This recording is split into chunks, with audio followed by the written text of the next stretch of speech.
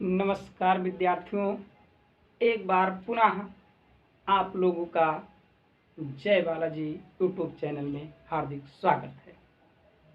आज हम पुनः एक बार लेकर हाजिर होंगे भक्ति काल। इससे पूर्व की वीडियो में हम लोगों ने पढ़ा था आदिकाल के बारे में, आदिकाल के प्रमुख कवि एवं उनकी प्रमुख रचनाओं के बारे में। उसी कड़ी में आज हम लोग थोड़ा और आगे बढ़ते हैं और आज हम लोग पढ़ने वाले हैं भक्ति काल के बारे में।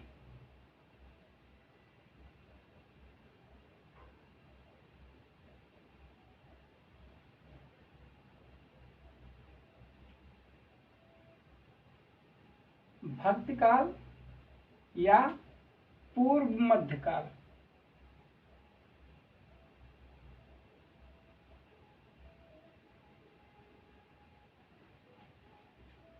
भक्ति काल या पूर्व मध्यकाल।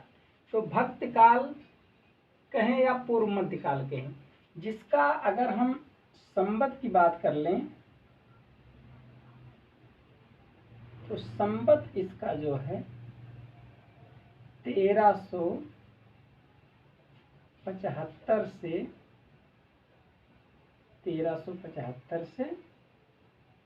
1700 तक है। संवत में अगर हम बात करेंगे तो 1375 से 1700 तक, लेकिन अगर सन में हम इसकी बात करेंगे, सन तो 1375 में से 57 हम जो है वो माइनस कर देंगे तो हमारा हो जाएगा 1318 ईस्वी से 1318 ईस्वी से हमारा हो जाएगा 1643 ईस्वी तक।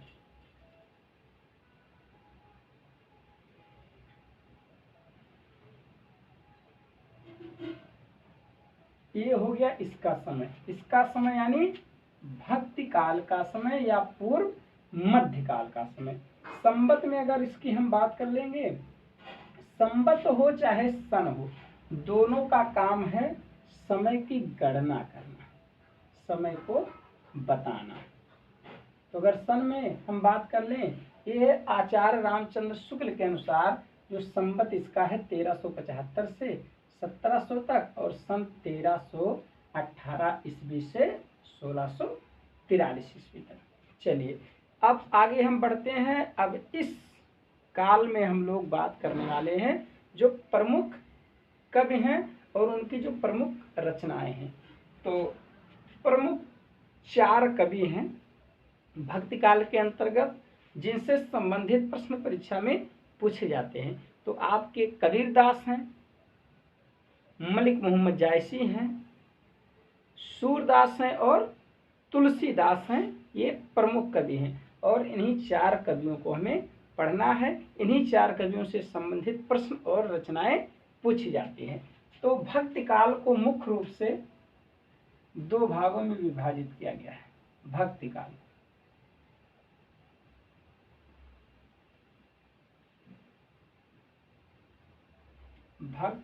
को मुख्य रूप से 2 भागों में विभाजित किया गया है। पहला जो भाग है वो है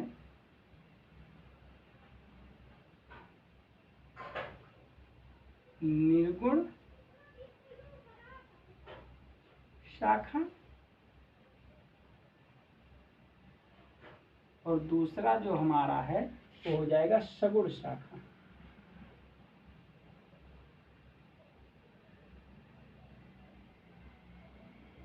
निर्गुण और सगुण 2 भागों में भक्ति काल या पूर्व मध्य काल को बांटा गया है।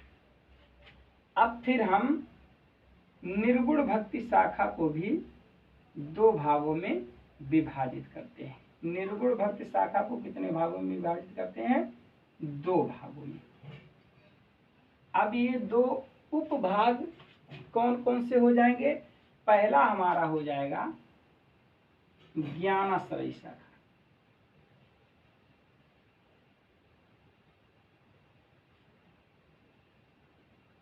ज्ञानाश्रयी शाखा।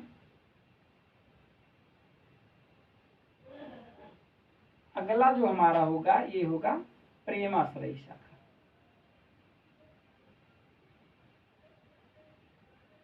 प्रेमाश्रयी शाखा। तो निर्गुण शाखा को या कहें निर्गुण भक्ति शाखा को कितने भागों में विभाजित किया गया? 2 भागों में। पहला जो हमारा हुआ वो हो गया ज्ञानाश्रयी शाखा और दूसरा हुआ हमारा प्रेमाश्रयी शाखा। इसी प्रकार से सगुण शाखा को भी 2 उपशाखाओं में विभाजित किया गया है। तो यहाँ 2 उपशाखाएं क्या क्या हो जाएंगी?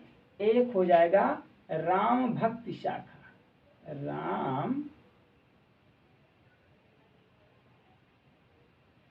भक्ति शाखा। अगला जो हमारा होगा इसमें उपशाखा होगा कृष्ण भक्ति शाखा, कृष्ण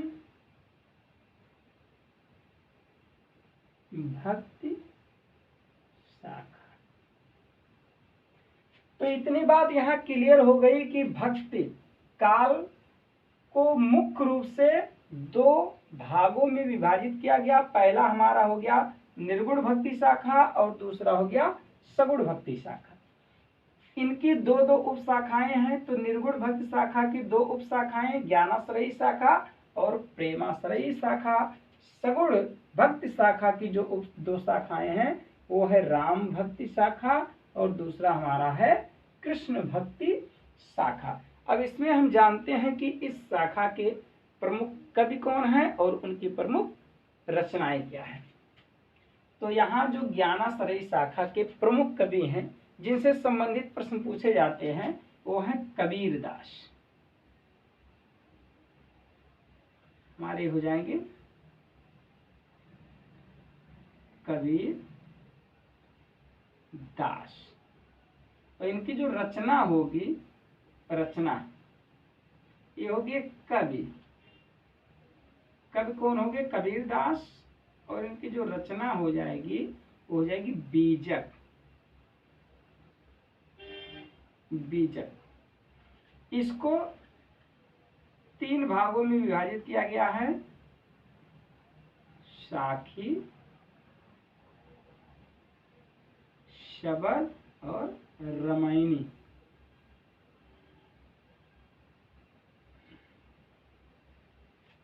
बीजक नामक ग्रंथ किसकी रचना है? तो उत्तर में आप लिख देंगे कबीरदास जी की। और यहाँ हम प्रेमाश्रयी शाखा में बात करेंगे तो जो हमारे कवि हैं प्रमुख कवि, मलिक मुहम्मद मलिक मुहम्मद जायसी, मलिक मोहम्मद जायसी। और इनकी जो रचनाएं हैं, रचनाएं जायसी जी की जो रचनाएं हैं वो हैं पद्मावत, अखरावट, आखिरी कलाम और चित्ररेखा।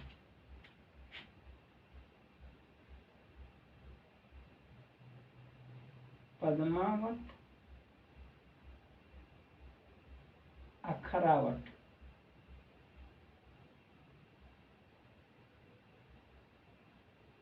पद्मावत, अखरावट, आखिरी कलाम,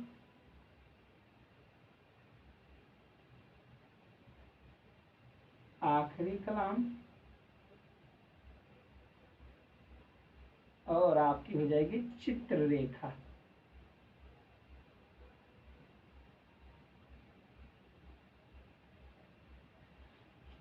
तो ज्ञानाश्रयी शाखा के कवि हैं कबीरदास जिनकी रचना हमने यहाँ देखा बीजक। और प्रेमाश्रयी शाखा के कवि हैं मलिक मोहम्मद जायसी, मलिक मोहम्मद भी लिख सकते हैं, जिनकी रचनाएं हैं पद्मावत, अखरावट, आखिरी कलाम और रेखा चित्र। चलिए अब हम बात करते हैं यहाँ सगुण भक्ति शाखा के अंतर्गत जो हमारे प्रमुख कवि हैं। तो राम भक्ति शाखा और कृष्ण भक्ति शाखा दो शाखाएं हैं। सगुण भक्ति शाखा के अंतर्गत राम भक्ति शाखा के जो प्रतिनिधि या प्रमुख कवि हैं वो हैं गोस्वामी तुलसीदास।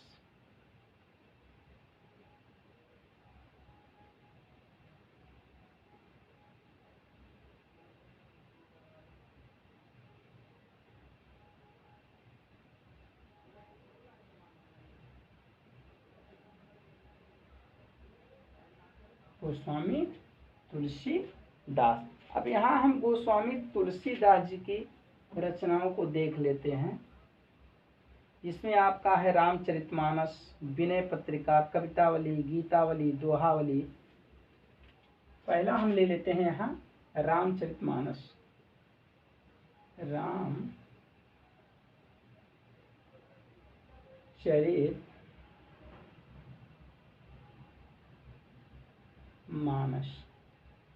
रामचरित मानस के साथ साथ आपका है कवितावली,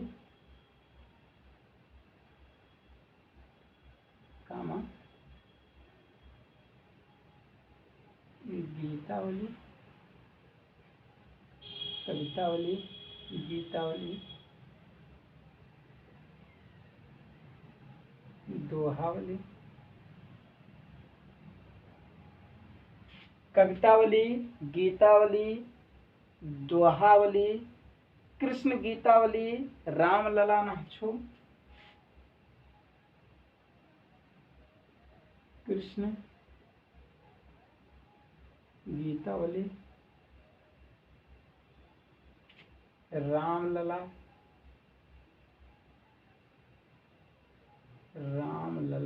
नाछो, रामलला नाछो। रामलला नाछो के साथ साथ आपका है रामाज्ञा प्रश्नावली, हनुमान बाहो, रामाज्ञा प्रश्नावली, रामाज्ञा प्रश्नावली,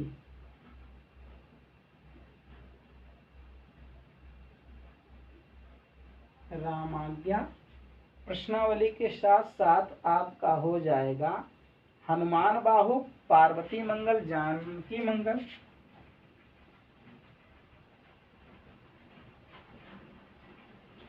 हनुमान बाहु,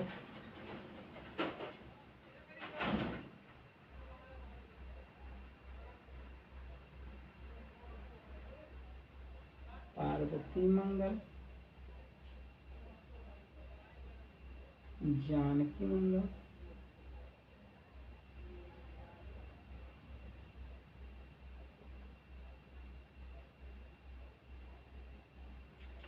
पार्वती मंगल और जानकी मंगल के साथ साथ बरवे रामायण और बैराग संदीपनी, बरवे रामायण,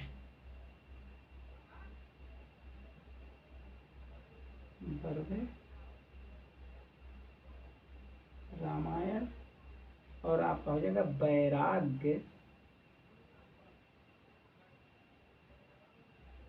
संदीपनी, बैराग संदीपनी।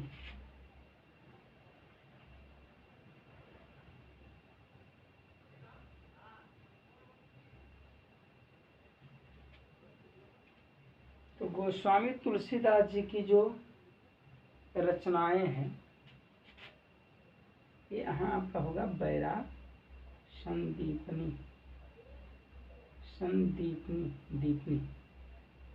तो गोस्वामी तुलसीदास जी की रचना जो है ये हो गई गोस्वामी तुलसीदास जो कि राम भक्त शाखा के प्रमुख कवि हैं। इनकी जो रचना है रामचरितमानस, कवितावली, गीतावली, दोहावली, कृष्ण गीतावली, रामलला नाछो, रामाज्ञा प्रश्नावली, हनुमान बाहो, पार्वती मंगल, जानकी मंगल, बरवे रामायण और बैराग संदीपनी। चलिए अब हम लोग यहाँ बात करने वाले हैं कृष्ण भक्ति शाखा के जो प्रमुख कवि हैं वो है सूरदास।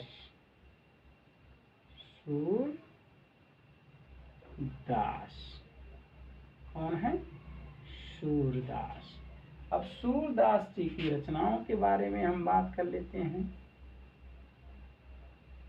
सूर सागर, सूर सागर, सूर पचीसी, सूर सागर, सूर पचीसी, सूर सारावली, साहित्य लहरी, सूर सारावली, सूर सारावली, साहित्य लहरी, साहित्य लहरी, साहित्य लहरी। ये सूरदास जी की रचनाएं आपकी हो रही हैं यहाँ। उसके बाद आपका है नागलीला, भ्रमर गीत और पद संग्रह। नागलीला, गोवर्धन लीला, नागलीला यहाँ आपका होगा नागलीला, नागलीला। उसके बाद होगा गोवर्धन, गोवर्धन, गोवर्धन लीला, गोवर्धन लीला। उसके बाद हो जाएगा भ्रमर गीत, भ्रमर गीत। भ्रमर गीत के साथ साथ हो जाएगा आपका पद संग्रह, पद संग्रह, पद संग्रह। तो सूरदास जी की रचनाओं को यहाँ हमने जाना। सूर सागर, सूर सारावली है, सूर पचीसी है, साहित्य लहरी, नागलीला, गोवर्धन लीला, भ्रमर गीत और पद संग्रह। तो यहाँ कुल मिलाकर 4 कवियों को हमने आज पढ़ा। कबीरदास, मलिक मोहम्मद जायसी, गोस्वामी तुलसीदास और सूरदास। तो भक्ति काल के अंतर्गत ये 4 कवि महत्वपूर्ण हैं और इस काल के अंतर्गत कवि आते हैं, लेकिन परीक्षा की दृष्टि से यही 4 कवि आपके लिए महत्वपूर्ण हैं। जहाँ से प्रश्न पूछे जाते हैं वो इन्हीं कवियों से और इन्हीं रचनाओं से संबंधित प्रश्न पूछे जाते हैं। एक बार पुनः हम देख लेते हैं जो हमारा समय है। उस संवत में अगर हम देखेंगे 1375 से 1700 तक, और सन में अगर देखेंगे तो 1318 ईस्वी से 1643 ईस्वी तक। भक्ति काल को मुख्य रूप से दो भागों में विभाजित किया गया है। पहला आपका है निर्गुण भक्ति शाखा और दूसरा है सगुण भक्ति शाखा। निर्गुण भक्ति शाखा की 2 उप शाखाएं हैं, एक ज्ञानाश्रयी शाखा और दूसरा हो गया प्रेमाश्रयी शाखा। ज्ञानाश्रयी शाखा में हमने पढ़ा कबीरदास जी को, जिनकी रचना बीजक है, और प्रेमाश्रयी शाखा के जो कवि हैं वो मलिक मोहम्मद जायसी हैं, जिनकी रचनाएं पद्मावत, अखरावट, आखिरी कलाम और चित्ररेखा। और भक्ति काल के जो प्रमुख कवि हैं हमारे गोस्वामी तुलसीदास हैं, जिनकी रचना रामचरितमानस, कवितावली, गीतावली, दोहावली, कृष्ण गीतावली, रामलला नाचू, रामाज्ञा प्रश्नावली, हनुमान बाहुक, पार्वती मंगल, जानकी मंगल, बरवे रामायण और बैराग संदीपनी। उसके बाद कृष्ण भक्त शाखा के अंतर्गत हमने पढ़ा सूरदास जी को, जिनकी रचना सूर सागर, सूर पचीसी, सूर सारावली, साहित्य लहरी, नागलीला, गोवर्धन लीला, भ्रमर गीत और पद संग्रह। तो आज के इस वीडियो में हम लोगों ने भक्त काल के बारे में पढ़ा। वीडियो कैसा लगे आपको कमेंट करके जरूर बताइएगा। चलिए आज के लिए विद्यार्थियों इतना ही। अगले वीडियो में हम लेकर हाजिर होंगे रीत काल के बारे में हम लोग अगले वीडियो में चर्चा करने वाले हैं। तब तक के लिए आप सभी को जय श्री सीताराम, शुभ रात्रि।